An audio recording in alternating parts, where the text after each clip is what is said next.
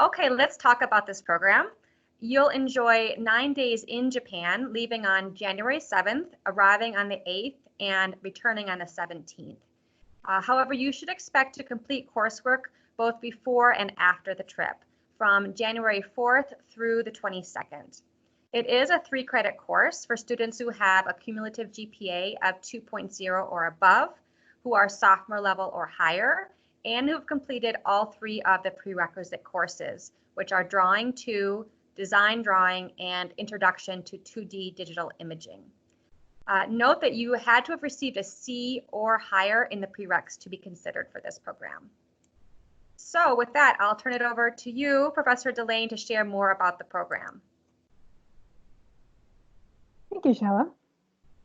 So just to talk a little bit about the course first that you'll be taking. The course is DES 321, Digital Imagery Studio. The topic changes for this course every semester. Either it's environment focused or character focused. So the version that I'll be running for this study abroad program is going to be the environment version. Now it does still start with gaining the foundations of digital painting. So we will still start out on campus doing those first, calculating drop shadows, figuring out what a bounce shadow is and how that works on different surfaces, doing some work on materials, hopefully, and before we get to Japan and starting to embrace, study, and observe their architectural details. Because again, we're doing the environment version of this class. And then once we come back, we'll be taking what we studied there in Japan, we'll be applying it to our own designs. Usually I start with a smaller space for the first project. We do 3 projects total. So we will size it up a little bit, maybe do an interior space for the second one. And then the third one, I usually try to do a compositional painting.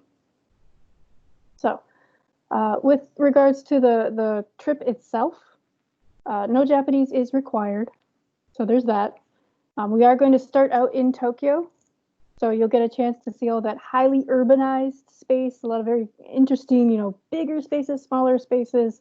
We'll see the Tokyo sky tree, so you get to see that great vista from way up high, but also a little bit of history since we will be stopping by the Tokyo National Museum, which is in Ueno. And then after that, we'll be going to Kyoto, which is more traditional. It's the background you see back here.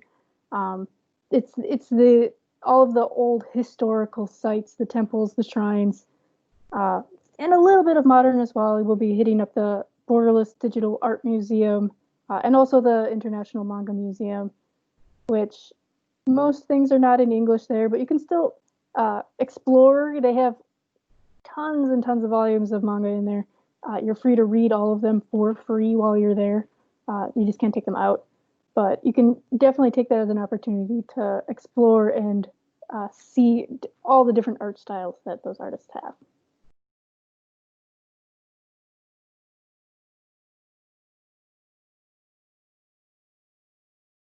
Well, first of all, I think Japan is just really cool. There's tons of interest in them, in their works, in their aesthetics, because it's so different than what we have here. And it makes it so much more interesting to look at and to explore, because it's not something that we ourselves are used to looking at. So there's that. There's also the other side of this, which is I lived there. I lived there for 3 years. I studied the language as a minor when I was an undergraduate myself. So I'm relatively fluent, even though it's been a while since I used it.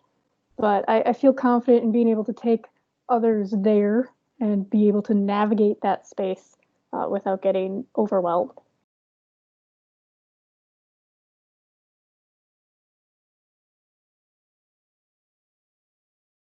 So I think most of the questions have been kind of like the basic ones, which is where do I apply, how do I apply, which is, of course, through the Office of International Education's website.